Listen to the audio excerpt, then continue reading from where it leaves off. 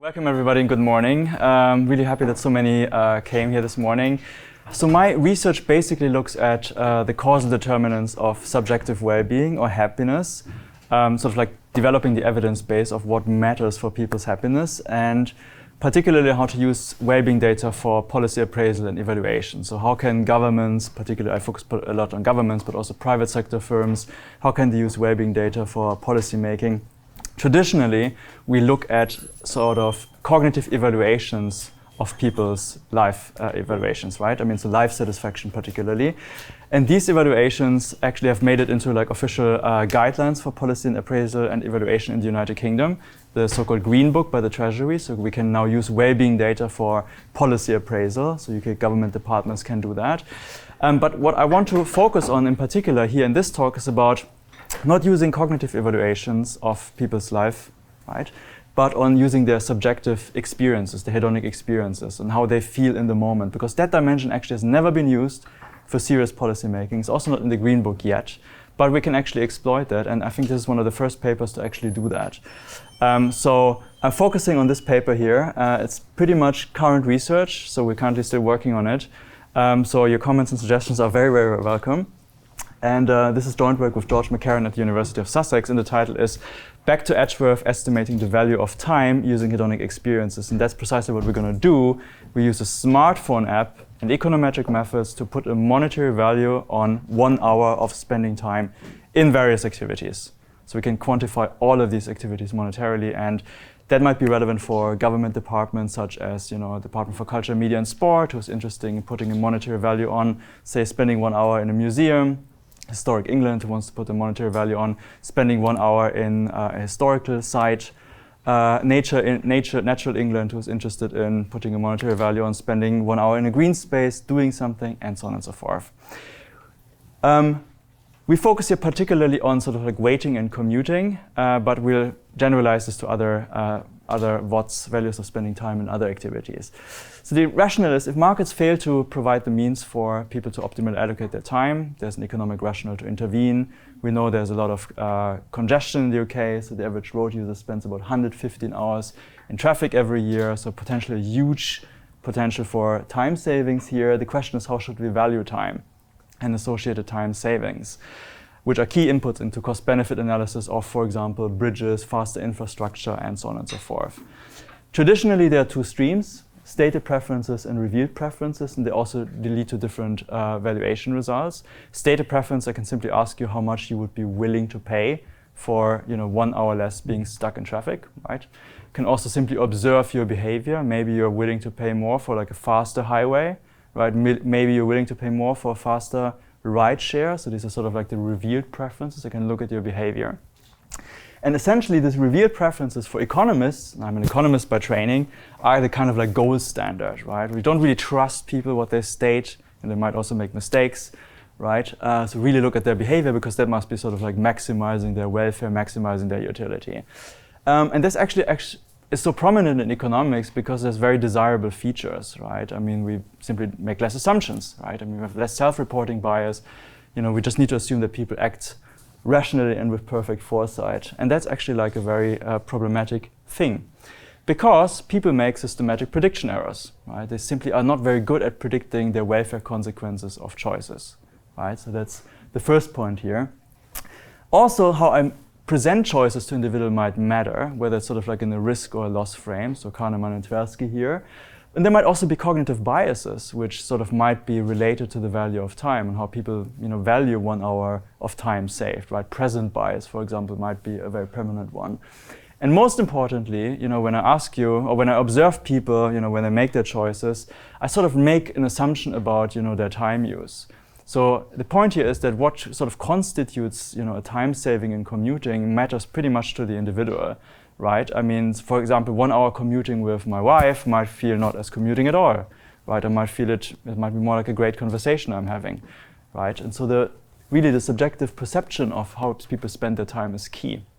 And essentially, these observed or revealed preference methods do not really account for that. So we propose a different method, and we call it experiential valuation because it's based on experience sampling. So psychologists might be familiar with that. Economists actually don't really use that much. or haven't really used it traditionally.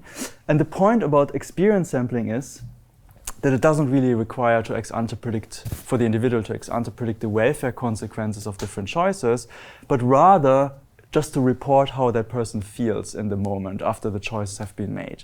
So we don't really rely on sort of like what people think the welfare consequences are, but only on how people feel once they've made their choices. The idea behind that actually goes back to an economist, Francis Yesaijo, I'm not sure I'm pronouncing it right, Edgeworth, an Irish economist, the founder of the Economic Journal, and he said there will be at some point in the future a so-called hedonimeter, so something you plug into your brain that sort of measures your utility on a continuous basis. That's sort of like where experience sampling takes the inspiration from. The point is that the method of experiential valuation we're proposing, so relying on experiences of people in the moment, is probably better than, for some policy appraisals, better than looking at cognitive evaluations like life satisfaction, because these short things like spending 30 minutes in a museum, commuting for 30 minutes, these are usually not captured in how people evaluate their life as a whole, right? But we can look at it, so it's difficult to capture, right? But if we look at hedonic experiences in the moment, right, we might be able to capture them much better and hence can use them for policy appraisal. So our hedonimeter Lite, because we can't really claim we're measuring utility here, is a smartphone app. It's called Mappiness. And that's sort of like sampled longitudinally UK residents over several years. And the point is that it really messaged these people at random points in time and asked them about their experiences of happiness, right? What they were currently doing, so the activities, who they were currently with, and what they are, and what they were, where they were currently were, who they were with, and what they were currently doing. And also sampled their geographic locations using GPS. And what we're going to do in the next 10, 15 minutes, we're going to use these data to value 1 hour of time spent in 42 different activities. We start with the activity waiting or queuing. We are in the UK, right? And then we sort of like look at all the other activities that are remaining, and then we look at sort of interactions between activities, because the method is so flexible, you can interact literally everything. You can be waiting in a green space doing sport. Well, that doesn't sound very realistic, but we can sort of like put everything, kind of all the different activities together, because people are multitasking, and that method actually allows for that. That's how the app looked like. Basically, it pings you randomly during the day. That's very important for our identification. And it simply asks you how happy you are, and including some other things, and then sort of goes further in terms of your activities, who you were with, and what you were, and where you were, and then also the GPS coordinate. The study is actually was quite large, this Mappiness study. So it's panel data. It's about 31,000 individuals or 2.2 million observations. It was live from 2010 to 2017 and then went offline. And it has a very broad participant base. So we do some external validity checks of our data with Understanding Society and the UK Time Use Survey. And actually it seems that our sample seems to be quite representative of the UK population in terms of what the average UK citizen does and sort of like demographics. The only exceptions are people are slightly younger and slightly richer, but also the geographical distribution is quite good. And there's an intake survey asking a lot about sort of demographics, income, and so on and so forth. And the most important part is, however, this experience sampling survey, which pings you 3 times randomly during the day and asks you about your current experiences and activities. This looks rather complicated, but everybody who's familiar with a simple regression, it is a simple regression, right? We simply regress happiness on a constant, and then we have delta weighting IT, which is simply the coefficient we're interested in the first place. So it's simply the coefficient for the first activity we want to value, right? So it's waiting or queuing. And then we control for all the other activities you could be doing at the same time. We control for companionship, the place, the location, meteorological conditions, because these are things that sort of like determine whether people are waiting and also at the same time have an effect on happiness. So omitting them would lead to omitted variable bias. And we include a whole set of fixed effects, regional fixed effects, lots of time fixed effects, and importantly, individual fixed effects. So we look at within individual variations of, here in this case, waiting. So it's actually a very simple regression that just looks very complicated because it's written out here. And I'm not going too much into the technicalities and sort of the identification assumptions which we have in the paper, because that's something you can look up. I'm immediately going to the estimates. And what we find here for this first activity, waiting or queuing, has a very strong negative effect on happiness. So it reduces by minus 0.36 points on a 0 to 10 scale. And it's the third least pleasurable activity of all the 42 ones. It's after being sick in bed, which is the least pleasurable one, and care or help for others, which people also don't like. And it's followed by traveling or commuting, working or studying, and admin, finances, and organizing. So these are actually things that people don't like, hence the negative sign. What people like: intimacy, making love, plus 1.27. Sports, running, exercise, and theater, dance, concert is kind of what you would expect what people like, right? I mean, it's kind of not entirely surprising, although people always giggle when I'm presenting these results. So I left that slide in. It's actually not really relevant for the story, but if I'm going to the WOT, so the WOT is defined in the literature as the value of time. It's spending 60 minutes in one activity, right? How much is that worth? Now we can use these estimates to actually get to a WOT. And we start by calculating the WOT for waiting or queuing. That's what the first estimate was. We call it WOT k equals 1.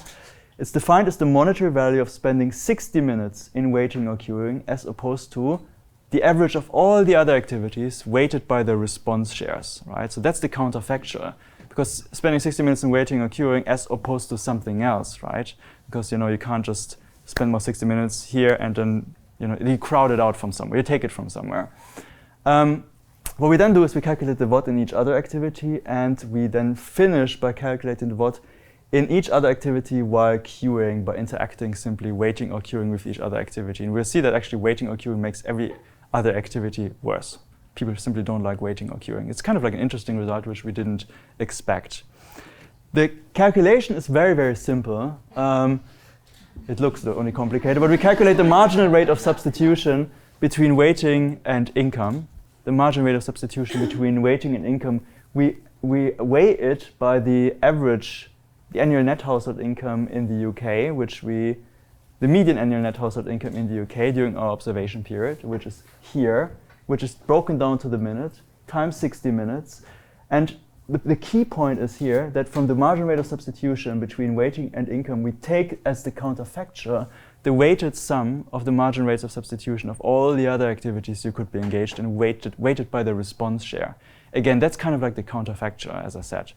So it's actually like a very simple calculation. And if you do this, you arrive at a value of minus 12.2. Yeah, so that is kind of like that is the value of spending 60 minutes in waiting or queuing as opposed to doing something else. Why is it negative? Well, people don't like waiting or queuing, so it's generally that this term here is negative. This term is small, and we subtract something which is quite large, which has sort of like a lot of positive items in that, right? So you can spend your time much better doing something else, right? And so this much better term weighs much heavier, and hence the overall term is negative. We like this value. Why? First of all, it compares quite well to the median wage rate in the UK, but actually there are studies in the UK that look at natural field experiments with rideshare users and that sort of experimentally manipulate waiting times and prices that are offered to rideshare users in the US. And they find a value of time in the US which is around $19. So if you convert our value of time in the UK during this observation period, we arrive at a value of about waiting or queuing. During congestion, we arrive at a value of minus 17.2 pounds, which is minus 23.4 US dollars, which is actually quite comparable to the one by these natural field experiments, which for us is important because it suggests that well-being data kind of like track actually behavior, right? I mean, they don't give you some sort of outlandish results which are wrong, which are obviously don't make any sense, but they sort of like track really these data we get from revealed preferences, observed behavior, though they're not identical, right? I mean, so suggesting that the difference between this value and this, please ignore the minus. Yeah, just in absolute terms, the difference might be simply that people might make systematic prediction errors, for example. And actually, the interesting thing is it actually compares quite well to UK government estimates for reductions in waiting time during traffic, right, which are between 19.9 pounds and 38.5 pounds. If we go further, so these are sort of like the estimates. We have 42 different activities, so we can value pretty much everything that people are doing. But these are sort of like the one which I found are potentially interesting from a policy perspective. Right? I mean, with waiting or queuing, which is minus 12 pounds, again, the negative sign suggests that people would be willing to pay this amount to avoid it, given what else they could be doing. A positive sign means that this is people, this is what people would pay to actually have it, given what else they could be doing, which might include more negative things. Waiting or queuing is minus 12.2 pounds. Working or studying is minus 8 pounds. I'm just looking at this column now. You're here in a meeting, a seminar class, minus 3 pounds. So you actually would be paying to avoid it. Traveling or commuting is minus 8.4 pounds. That's traveling or commuting by itself. Caring for other adults, so like think about care homes, etc., is minus 12.6 pounds. Theatre, dance, concert, here the positive ones, what people actually like compared to what else they could be doing. 11.2 pounds for theatre, dance, concert, exhibition, museum, library, 8.1, and sports and exercise, 11.7 pounds. So these are sort of like the 60 minutes in this activity, what people would be willing to pay compared to what else they could be doing. And here you actually have what happens when you interact this activity with waiting or queuing, right? Think about reductions in waiting time. So for many activities, that doesn't really make a lot of sense, right? But for some activities like traveling or commuting, these are the minus 17.2 pounds I was talking about previously, being stuck in traffic. If you're waiting during traffic and commuting, during traveling and commuting, that's kind of like the value you would take as a Department for Transport to value reductions in waiting time, traffic jams by providing infrastructure, optimizing schedules, right? So this is like the 17.2 is the benefit then you can take for 1 hour saved for somebody, okay? And these other ones here are potentially also quite interesting for Department for Culture, Media and Sport, who would be interested in seeing, okay, what is actually 1 hour spending in a museum worth, right? So what we're currently trying to push is we want to actually ideally have a renewed study of that sort where we can actually go into much deeper into like these different aspects, because of course that's already still quite broad, right? I mean, I imagine that, for example, several government departments or agencies might be interested in exhibition or museum or library by itself and rather than some one commingled category. But this is sort of what we have for now. As a proof of concept, the method does work and we get like sensible results that sort of like compare also with other studies. Just as a social welfare implication, what we did is we did a back of the envelope calculation for commuting, particularly, being stuck in traffic. As I said at the beginning, so UK road users, they spend about 115 hours in traffic every year due to congestion. That's not what we got, but that's by this INRIX 2019, which is like a consultancy that looks at transport economics particularly. And they estimate that this is about, or costs about 1,168 per traffic user or per road user per year. We actually arrive at a higher estimate. If we take our number here, this 17.2 as a cost of waiting or queuing during traveling or commuting, we arrive at 1,977. So essentially, if we follow this, we kind of like underestimate the real burden to society that we actually get with our data. Question is then, of course, how do we reduce these waiting times during traffic? I mean, there could be various interventions, from road building, bridge building, to faster trains, to optimizing of schedules, or helping people to better manage their time. Probably highly nonlinear and up for discussion. Thank you.